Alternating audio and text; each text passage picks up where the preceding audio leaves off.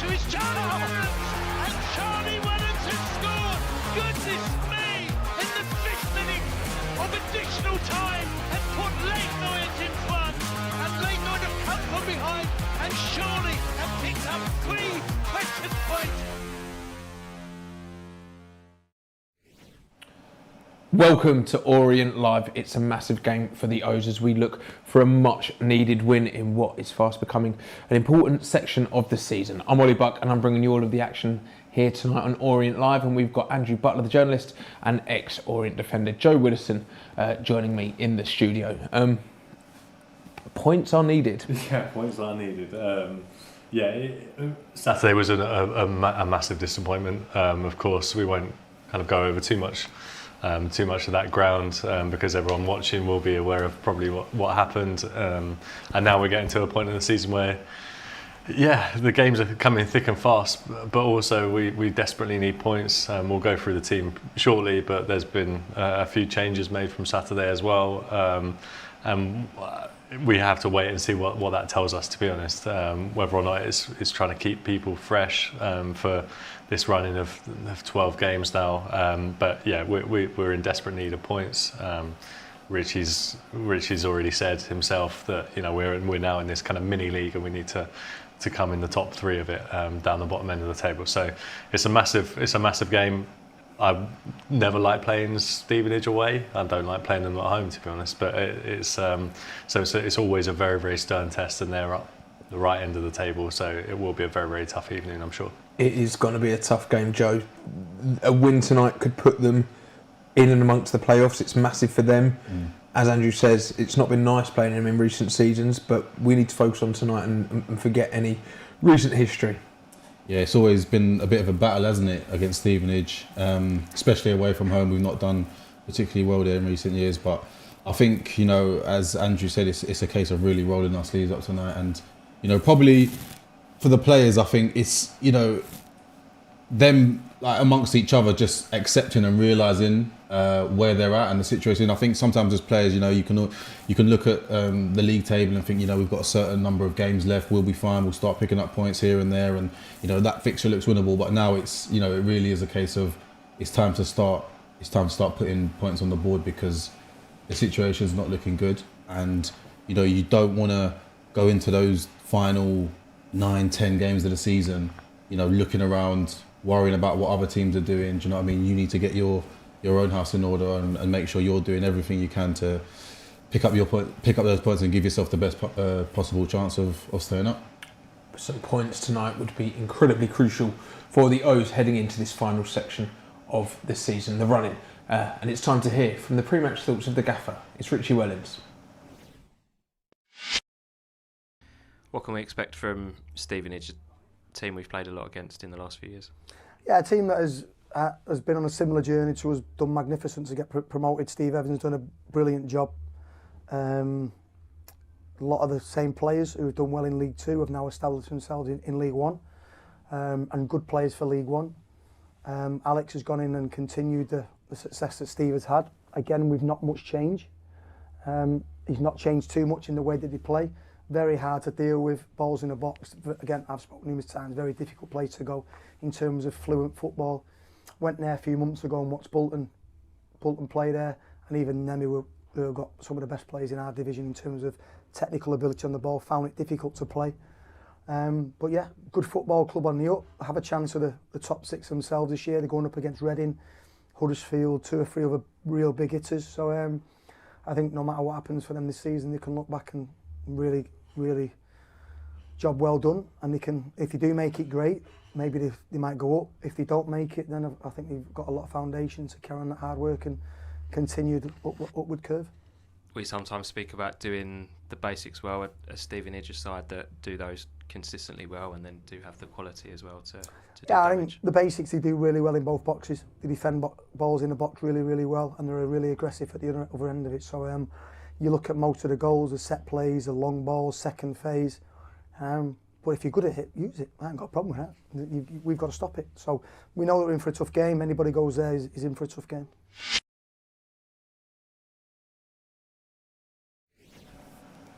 Right, then a few changes for this evening's clash against Stevenage at the Lameck Stadium. Let's see how the O's shape up as we prepare to face Stevenage. So starting in goal, it's Will Dennis. It's a back four tonight with Morris and James in the fullback positions. Simpson partners Forrester at the back, and it's Forrester who wears the armband. Azim Abdullahi and Sean Clare shore up the midfield with Ollie O'Neill and Dimitri Mitchell in the wide positions. And it's Charlie Wellens who plays just behind Don Ballard, who leads the line. And on the bench for the O's is Killian Cahill, Tyreek Bakinson, Caelan Casey, Favour for Winme, Sonny Perkins, Dylan Levitt and Theo Archibald. So no real surprise that maybe there's been a slight change of approach for this one. Yeah, and Richie talks a bit in that interview about a bit later on about kind of just wanting to freshen up because we have this run of games coming up, Peterborough at home, then Wimbledon away next Tuesday as well. So Saturday was quite like a lot of games this season, quite a sobering experience, but there is enough, there's enough within the squad to bring in and not think, oh, well, that's going to cause any sort of concern. So we've changed up the formation a little bit. It looks like we're going 4-2-3-1. We played with wing backs on Saturday, so we're back to a more kind of classic Richie Wellens setup of that formation. Tom James coming in, Morris obviously keeping his spot, but then the forward areas is kind of one where we need to be really progressing.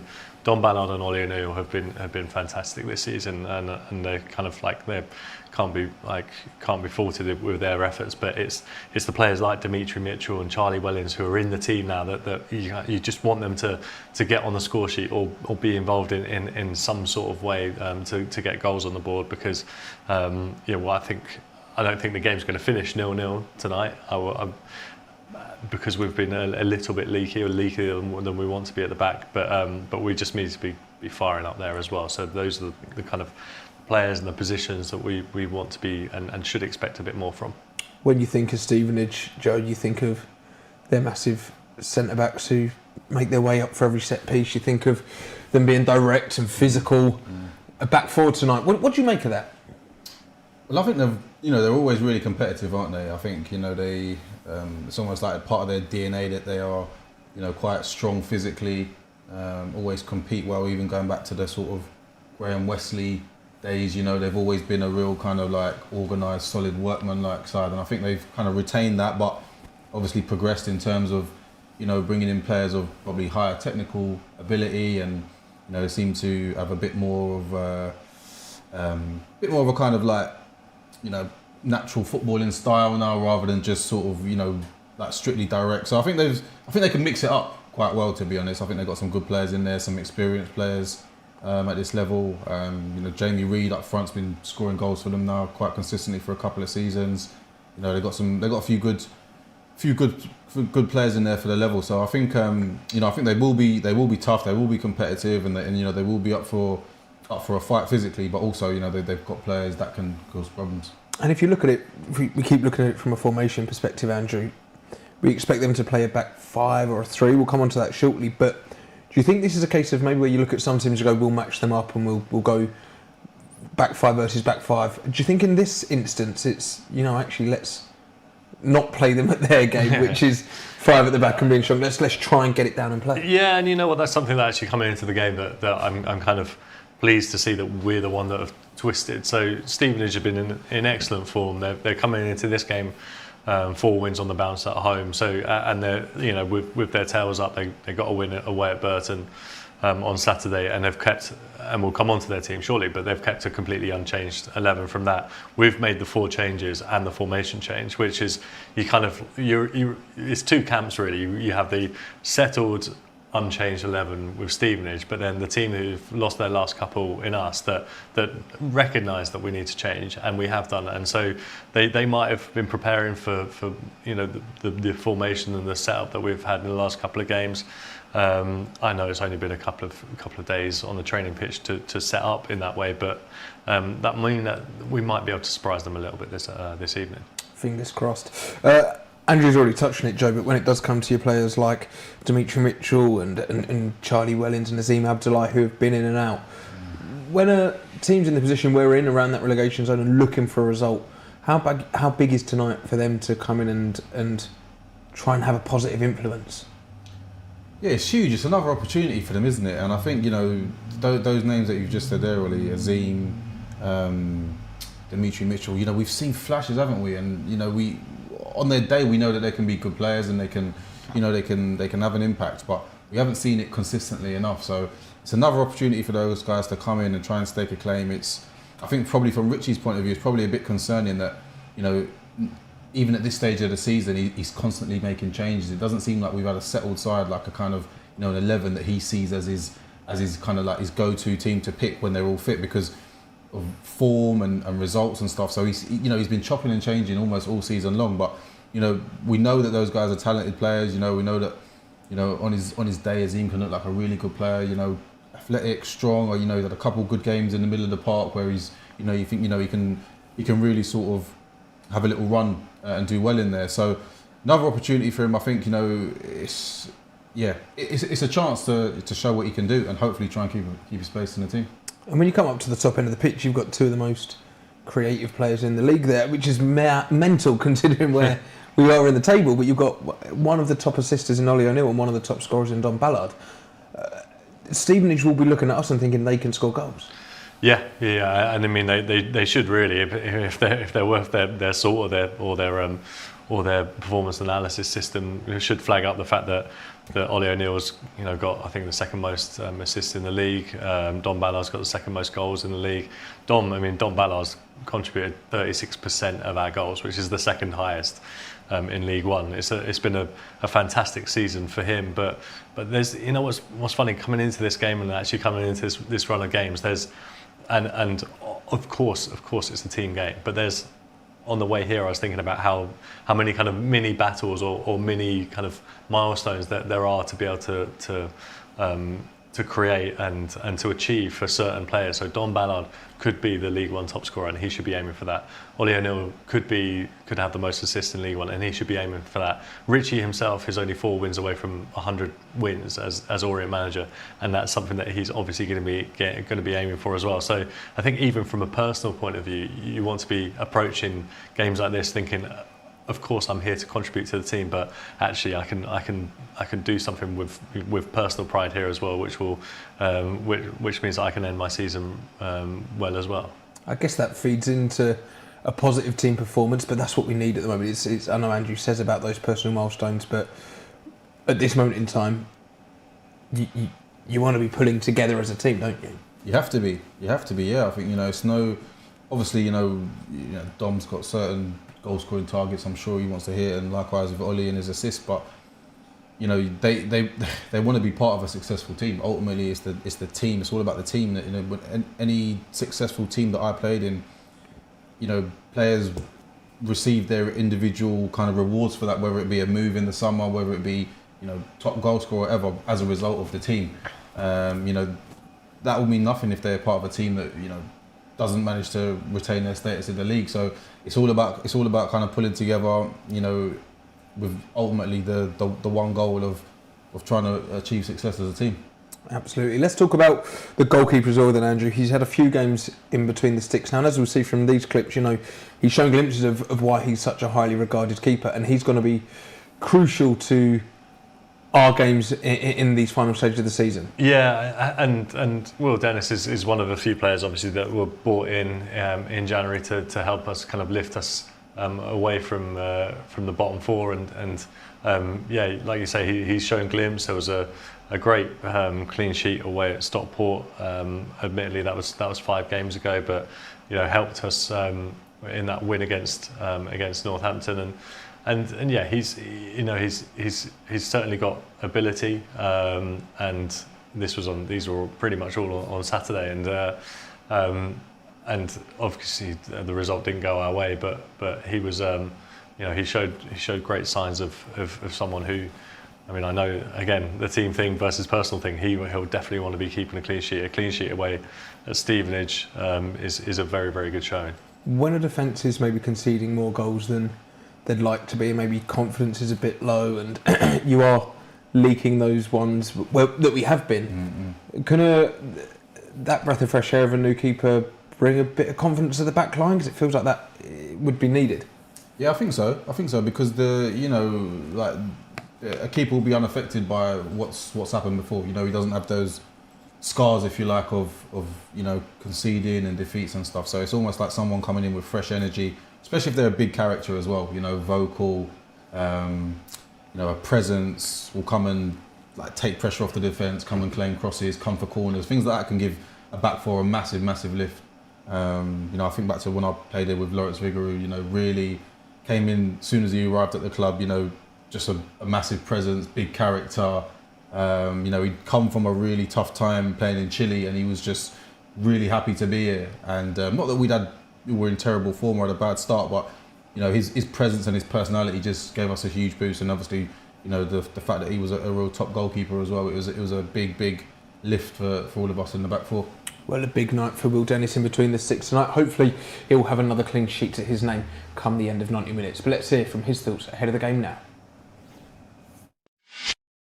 Couple tough results in a row for us, especially after following the Northampton game. I think the mood in the camp after that was very lively, and then to go back-to-back losses, it's always tough, especially in the situation we're in. But we're working as hard as we can and pushing as a team to get through this tough patch. Every game we need to fight for our lives and for each other, really. Like, everyone dug each other out in that game. It's 96 blocks or clearances.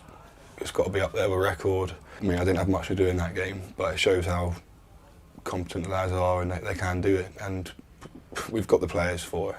We just need to get confidence and build on that. Every day they're training as hard as they can, they're working on things. We'll drag each other through it as well. It's just a tough patch at the moment, and I know it's easy to say, but we will come out of it. And we've got a good enough group to build confidence on that and go into next games. Just need to stick together as a whole club. Players, staff, fans, just all stick together, dig each other out when we need to, but in a constructive way, and also tell each other when we're doing well, like gain confidence from it and move together in the right direction. As a keeper, you can never be caught off guard. Again, another tough away fixture, midweek, but we go there, we've got a game plan and we'll try and execute as much as we can. Getting on a run just boosts everyone's, the way they feel around the group and stuff. Like, you can feel it, like I said, after Northampton, you come in here and the whole week it's buzzing.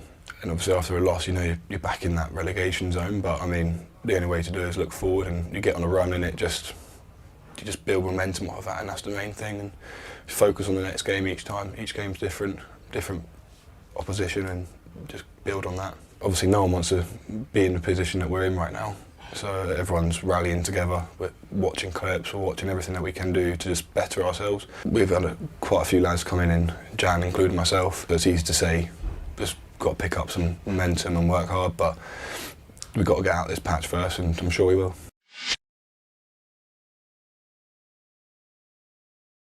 Is lunch at work awesome? If so, tune out now. If not, keep listening.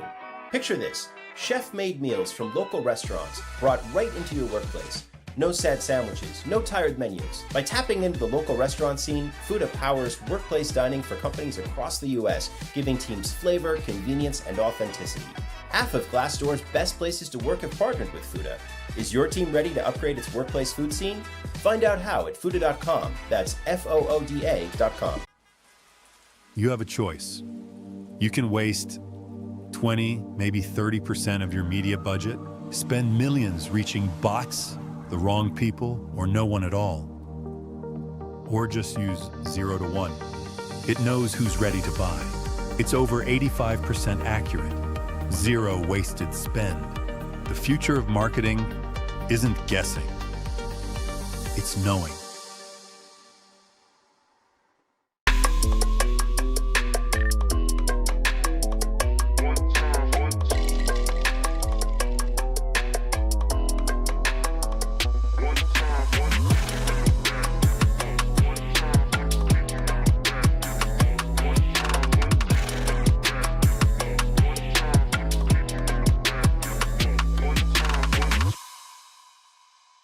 I can always remember being a 14-year-old boy playing football in London. Cross comes in. Little toe flick from Ling, and he's done it, it's gone in there. As casual as you like from Martin Ling. When people say you can't, I feel, to me, I want to prove them wrong. Here it comes, a chance. It's a goal for Leyton Orient. I should say. It's all changed, and in the last minute of a sensational season, Orient surely are getting promoted. Unbelievable. That's the final whistle. Leyton Orient are promoted in dramatic fashion. Unbelievable. Absolutely unbelievable. We couldn't have written the script for it. We had a cheer come out from the crowd that Northampton have equalised, and my mate Colin Calder had finally done me a good turn. And then they still put the ball in as well to make it 3-2. It was a phenomenal feeling, and the timing was perfect because there's no reply from that. Personal note, Martin, you played at the highest possible level, but how does this rate in your career? This is the best. I know this is the moment, but when you're a manager and all the decisions and everything's on your shoulders, I think this is a better feeling than ever I could get as a player. You know, you can imagine when this job came up, can't you, on the 22nd of June 2017. I remember Martin when he was a player here, and number 7. Well, Martin was a servant for the club back in the day in '86, the team that got us promoted. I remember meeting Nigel and Kemp for the first time and with Matt Porter, and he said they want to offer you something to do something. I said, I hope it ain't the manager's job. I did say to my wife when I first took the job, for the next 6 weeks you're not going to see me, but when I come in it was really bad. We had 10 players, 3 football staff members, me being one of them. We had a group of 10 youngsters that were all under 20, so we brought some senior players in. I mean, we didn't have a team.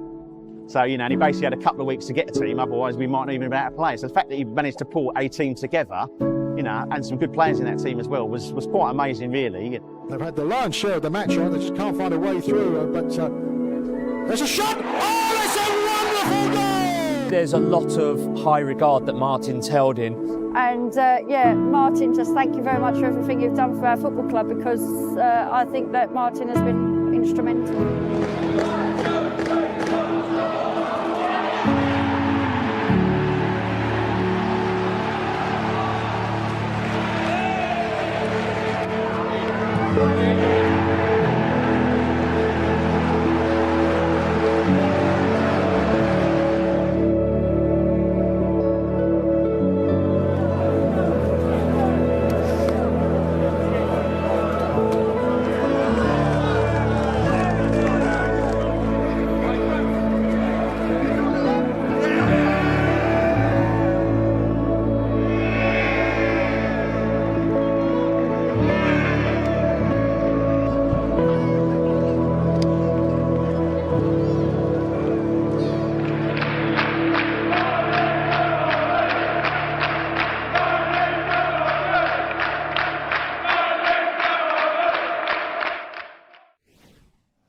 Promotions as a player and manager and a director of football, club legend, doesn't come close to explaining Martin Ling. And I've got goosebumps there, Joe, and yourself in some of those clips playing in a team assembled by him. What were your memories of Martin Ling when he was your director of football?